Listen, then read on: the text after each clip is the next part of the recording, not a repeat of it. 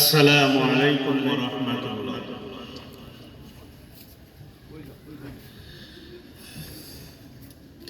إن الحمد لله نحمده ونستعينه ونستغفره ونؤمن به ونتوكل عليه ونعوذ بالله من شرور أنفسنا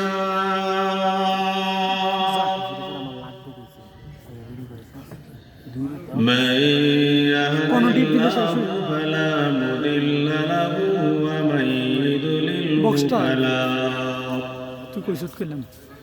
فلا هادي له ونشهد أن لا إله إلا الله وحده لا شريك له ونشهد أن سيدنا ومولانا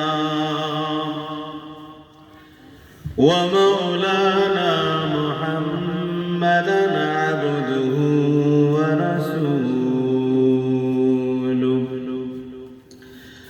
وقال تعالى في كلامه المجيد أعوذ بالله من الشيطان الرجيم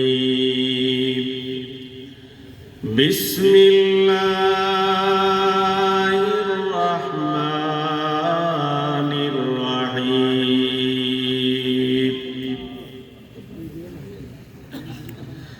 وقضى ربك ألا تعبدوا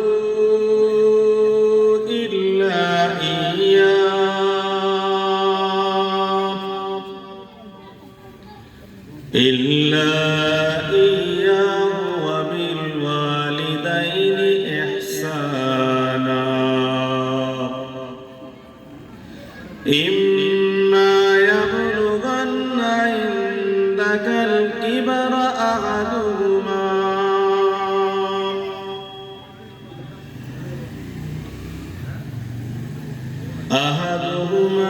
أو كلاهما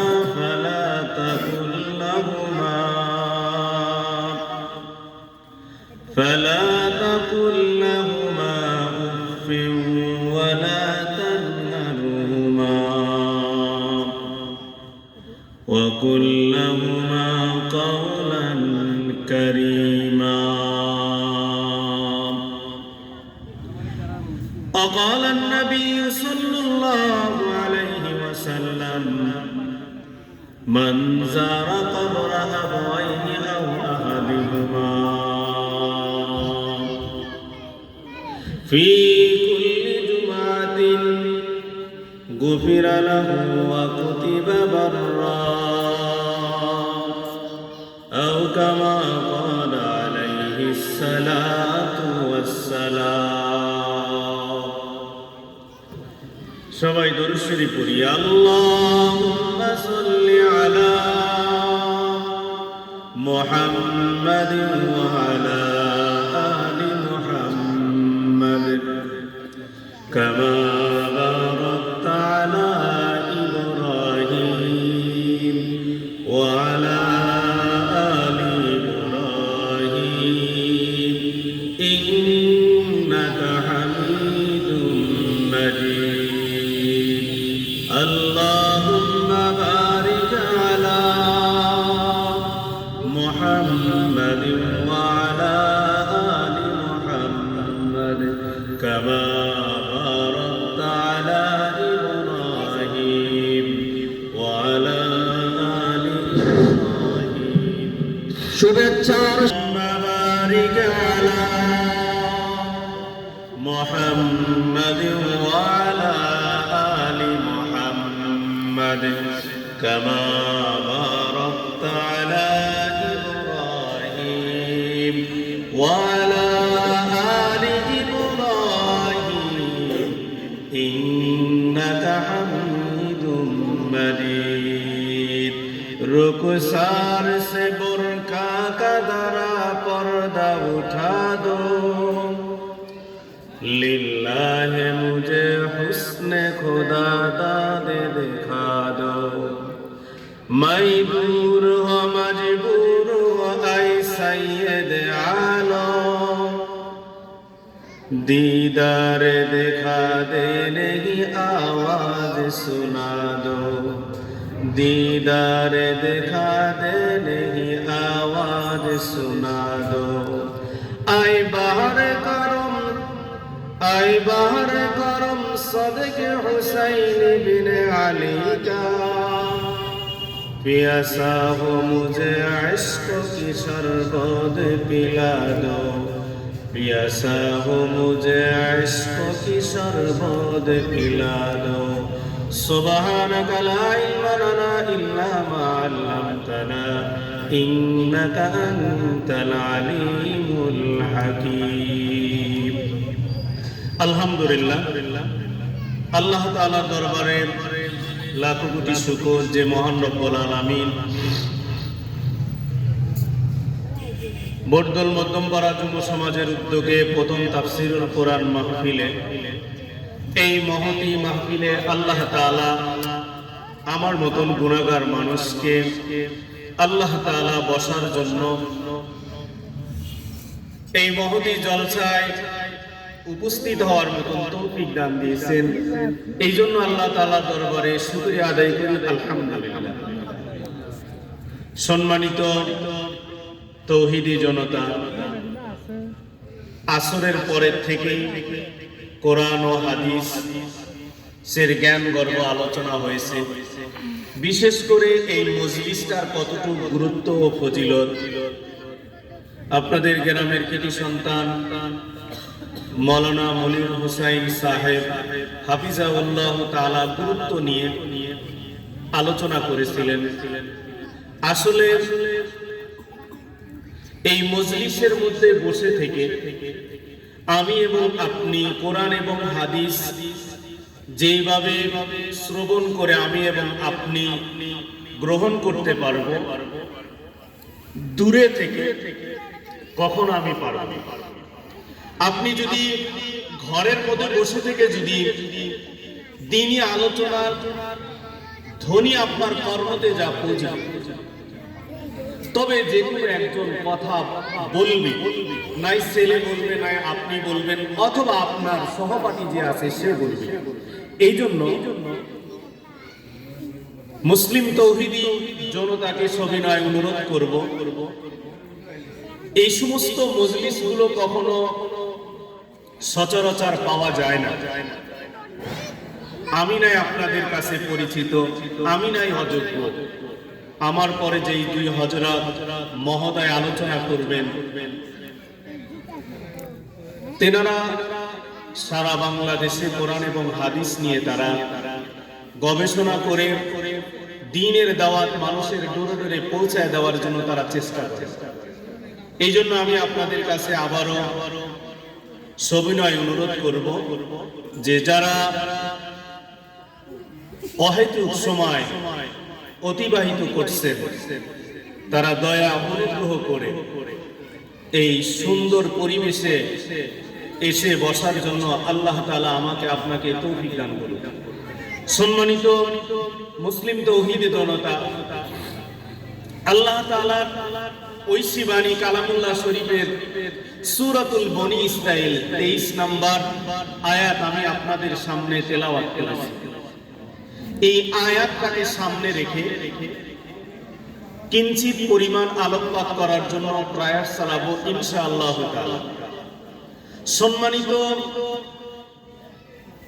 মুসলিম তৌহিদি জনতা, আমি এবং আপনি সবাই জানি এই পৃথিবীতে আমি কখনো ইচ্ছায় আসি না, আবার কখনো আমার ইচ্ছা মতো আমি কখনো যেতেও পারি না। এই মজলিস, এই পৃথিবী থেকে, এই ক্ষণস্থায়ী পৃথিবী থেকে আমাকে আসছি যেরকম আমি আল্লাহ তাআলার ইচ্ছায় যাব, আমি আল্লাহ তাআলার ইচ্ছায় যাব। এর মধ্যে কি বিন্দু পরিমাণ কোনো সন্দেহ আছে? সন্দেহ যদি নাই থাকে, এই পৃথিবী এত নাজ নেয়ামত চাকচিক্য আমি কার মাধ্যমে আমি এই পৃথিবী দেখতে পেলাম? সম্মানিত মুসলিম তৌহিদি জনতা, মুসলমান ভাইরা আমার, আমরা দেখতে পেয়েছি আমার এবং আপনার হৃদয়ের স্পন্দন বিশ্বনবী তাজেদারে মদিনা রাসূল আরবি সাল্লাল্লাহু আলাইহি ওয়াসাল্লামের উসিলায়। শুধু এই জায়গায় ক্ষান্ত নয়, আল্লাহ রাব্বুল আলামিন আমাকে এবং আপনাকে এই ধারার বুকে ধারাবাহিকতার সাথে আল্লাহ তাআলা যে মানুষের প্রজন্ম ক্ষমতা এই পৃথিবীতে ধারাবাহিকতার সাথে রেখেছে, কার মাধ্যমে? আমার আপনার সম্মানিত পিতামাতার মাধ্যমে আল্লাহ তাআলা রেখেছে। আমার পিতা অপরিচিত ছিল, আমার মাও অপরিচিত ছিল। ইসলামের বিধান এমন সুন্দর একটা বিধান, যে কোনো একজন মানুষের মাধ্যমে আমার বাবা আমার মাকে পছন্দ করেছে, আমার বাবা আমার মাকে নির্বাচিত করেছে, চয়ন করেছে। ইসলামী শরীয়ত অনুযায়ী আমার বাবা আমার মাকে বিবাহ বন্ধনে আবদ্ধ করেছে। এরপরে আমার বাবা আমার মায়ের ওরসেই আল্লাহ তাআলা আমাকে এবং আপনাকে এই পৃথিবীতে প্রেরণ করেছে।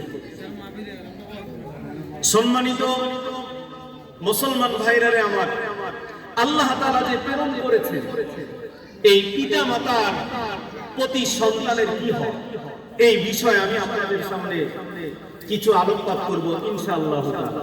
আল্লাহ তাআলা আমি যে খুতবার মধ্যে যেই আয়াতটা আমি তেলাওয়াত করেছি, আল্লাহ তাআলা শুরুতেই বলেন, وَقَضَى رَبُّكَ أَلَّا تَعْبُدُوا إِلَّا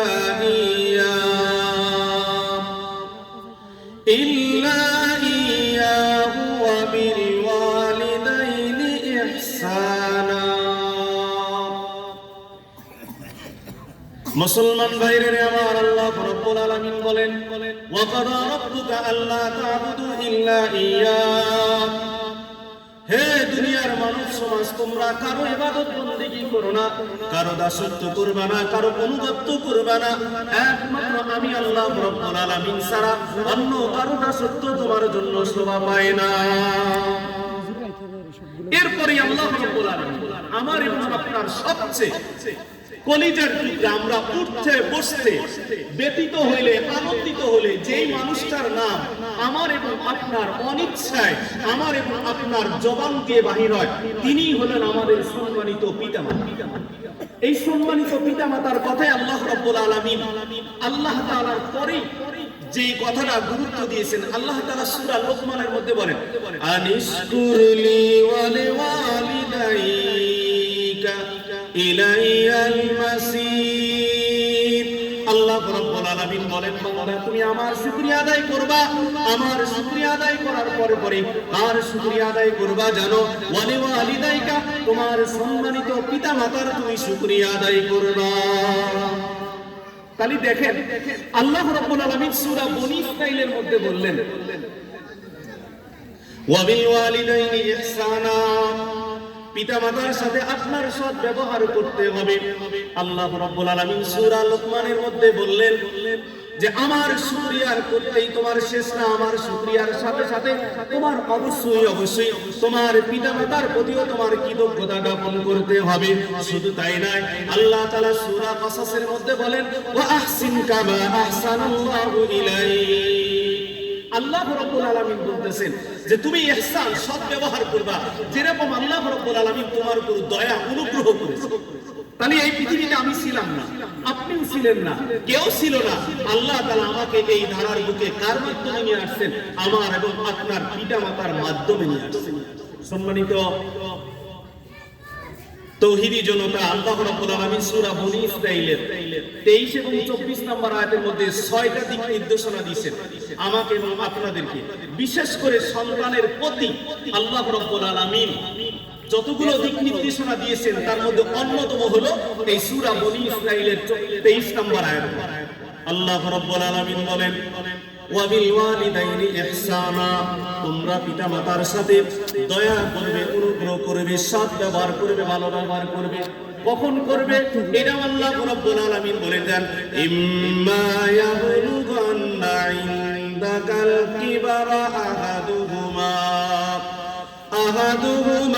আও কিলাহুমা, আমাদের পিতামাতার মধ্যে থেকে যদি কেউ বার্ধক্যে পৌঁছে যায় অথবা পিতামাতার মধ্যে উভয়জন যদি অসুস্থ হয়ে যায়, একদম বৃদ্ধ বয়সে যদি উপনীত যদি হয়ে যায়, তাদের সাথে তোমরা সদা সর্বদা সদ্ব্যবহার করবে। বলেন তো দেখি আল্লাহ কি বললেন? পিতা মাতার সাথে আমার আপনার কি করণীয়? সদ্ব্যবহার করতে হবে। কেমন সদ্ব্যবহার? সম্মানিত মুসলমান ভাইরারে আমার, আল্লাহ রাব্বুল আলামিন, আমি যখন ছোট ছিলাম এবং আমাদের পরিবারের মধ্যে যখন ছোট ছোট বাচ্চা আছে, নানা নাতি এবং নিজেদের আমার পিতামাতা গোদের ভিতরে যখন নেয়, কোলে যখন নেয়, ছোট বাচ্চা মাত্র ফুটফুটে বাচ্চা কথা বলতে পারে, কথার আওয়াজ এবং ধ্বনিটা যখন দাদা নানা এবং আপনজন যখন শোনে, তখন দিলটা প্রশান্তি হয়ে যায়। নাতি জিজ্ঞাসা করে, দাদা তুমি বলো তো দেখি ওই চালের উপরে কি বসে আছে?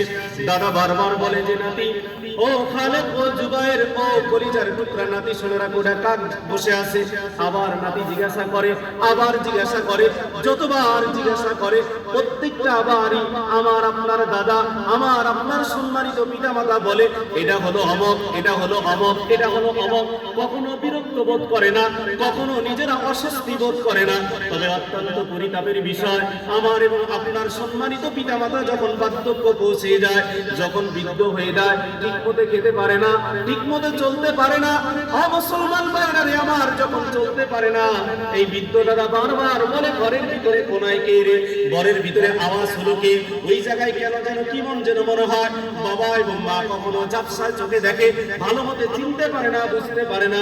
এক নয়, দুই নয়, তিন নয়, চার পাঁচবার যদি আমরা জিজ্ঞাসা করি, আমরা বিরক্ত বোধ করে বলি, এই বুড়া দুনিয়ার থেকে চলেও যায় না, এই বুড়া আমাদেরকে কখনো প্রশান্তিও দেয় না, আমাদের শান্তিও দেয় না। আল্লাহ, পৃথিবীতে কত মানুষ দুনিয়ার থেকে চলে যায়, আমার এই পিতামাতা বুড়া মানুষদেরকে তুমি দুনিয়ার থেকে কেন নিয়ে যাও না? এরকম বলে না? বিরক্ত হয়। অথচ আমি যখন ৩-৪ বছরের বাচ্চা ছিলাম, আমার আপনার পিতামাতা কখনো বিরক্ত বোধ করছে? কখনোই করে নাই। কখনোই আমাদের পিতামাতা কখনো বিরক্ত বোধ করে নাই। পিতামাতা যদি প্রকৃত পিতামাতা হয়, জীবনে কোনদিন জিন্দেগিতে কখনো এরকম কখনো ব্যবহার করবে? কখনোই কখনোই। এই জন্যই আল্লাহ রাব্বুল আলামিন বলছেন, ওয়া বিল ওয়ালিদাইনি ইহসানা ইম্মা ইয়াবলুগান্না ইনদাকাল কিবারা আহাদুহুমা আও কিলাহুমা। আল্লাহ রাব্বুল আলামিন ২ নম্বর বলেন, ওয়ালা তাকুল লাহুমা উফ। তোমার পিতামাতা যদি তোমাকে বারবার যদি বলে আমাকে ওষুধ দাও, খালেদ তুমি এই কাজটা করো, জুবায়ের তুমি এই কাজটা করো, আমার কলিজার টুকরা বৎস তুমি এই কাজটা করো, তুমি বিরক্ত বোধ করে কখনো উহ শব্দটা উচ্চারণ করো না।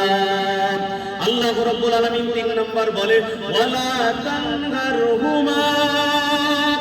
আল্লাহ রাব্বুল আলামিন বলেন, ও সন্তানেরা শুনে রাখো, তোমার পিতামাতাকে কখনো তুমি ধমক সরেও কখনো কোনো কথা বলবা না, কখনো ধমক দিও না। ওয়ালা তানহারহুমা। আল্লাহ রাব্বুল আলামিন ৪ নম্বর বলেন, ওয়া কুল লাহুমা কাওলান কারীমা। তুমি যদি কথা বলো তাহলে সুন্দর কথা বলতে হবে। কেমনে বুঝাবো বলেন? আমি তো অযোগ্য মানুষ। সুন্দর মৃদু ভাষায়, সুরালিত কণ্ঠে। তবে আমরা মৃদু ভাষায়, নম্র ভাষায়, সুরালিত কণ্ঠ কাদের সাথে বলি? যেমন আমি আমার মনের ভিতরে আসে যে আমি যত সুর দিয়ে বলতে পারবো, ভালো করে বলতে পারবো, আমার প্রশংসা করবে, কমিটির এরপরে নেক্সট টাইম আমাকে দাওয়াত দিবে। কিন্তু আসলে আল্লাহ বলতেছেন যে তুমি কওলান কারিমা, তোমার পিতামাতার সাথে তুমি ভালোভাবে কথা বলবে, সুন্দরভাবে বলবে, মুস্কি হাসি দিয়ে কথা বলবে। যদি তুমি মুস্কি হাসি দিয়ে যদি কথা বলো, এরও নেকি তোমার আমলনামায় থাকবে। এইভাবেই তোমার কথা বলতে হবে। আল্লাহ রাব্বুল আলামিন শুধু তাই নয়, আল্লাহ রাব্বুল আলামিন এই সূরা বনী ইসরাঈলের ২৪ নম্বর আয়াতের মধ্যে আল্লাহ রাব্বুল আলামিন বলেন, ৫ নম্বর আদেশ করেন, ওয়াখফিদ লাহুমা জানাহাদ যুল্লি মিনার রাহমাহ। আল্লাহ রাব্বুল আলামিন ৫ম নম্বর বলেন, ওয়াখফিদ লাহুমা, অবনত করো, লাহুমা পিতামাতার সামনে কি করবে নবরাত জানা হাজুল্লি তোমার বিনয়ের পাখা তোমার বিনয়ের পরবশ মিনার রহমা আন্তরিকতার সাথে আন্তরিকতার সাথে শফিকের সাথে দয়াময়ের সাথে নিজেদের সিনা নিজেদের বাহু পিতামাতার সামনে যখন দাঁড়িয়ে যাবে আল্লাহ তাআলা 5 নম্বর বলেন ও দুনিয়ার সন্তানেরা শুনে রাখো তোমার মা কেমন তোমার বাবা কেমন তুমি কি জানো যখন তাদের সাথে কথা বলবে আল্লাহ গাইডলাইন দিয়ে বলে দেয় তোমার পিতামাতার সামনে যখন দাঁড়িয়ে যাবে সিনাকে কখনো টান করিও না বুককে কখনো টান করিও না নিজে এই হয়েছো সেই হয়েছো কখনো মনে করো না বরঞ্চ তোমার বিনয়ের পাখা পরবশগুলো তুমি আন্তরিকতার সাথে অবনত করে দিয়ে দাও 5 নম্বর কি বলবো আল্লাহ তাআলা ওয়াখবিদিলাহুমা জানাহাল যুল্লি মিনার রাহমা আল্লাহ রাব্বুল আলামিন 6 নম্বর বলেন ওয়াকুল আল্লাহ রাব্বুল আলামিন 6 নম্বর বলেন ওয়াকুর রাব্বিরহামহুমা কামা রাব্বায়ানি সগীরা ওয়াকুর রাব্বিরহামহুমা কামা